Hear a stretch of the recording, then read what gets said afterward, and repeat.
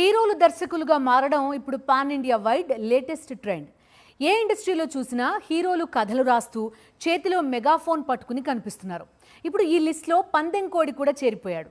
South side popularity ఉన్న హీరోల్లో విశాల్ ఒకడు.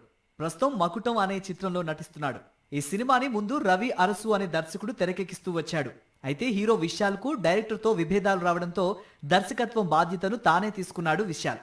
ఈ విషయాన్ని తానే ఖరారు చేశాడు. నిజానికి డిటెక్టివ్ సీక్వెల్ కోసం విశాల్ దర్శకుడిగా మారాలి అనుకున్నాడు. కానీ అందుకు ఇంకా టైం ఉంది. దీంతో తాను నటిస్తోన్న సినిమాతోనే మేకర్ గా మారాడు. మకుటం విశాల్ కెరియర్ లో 35వ చిత్రం.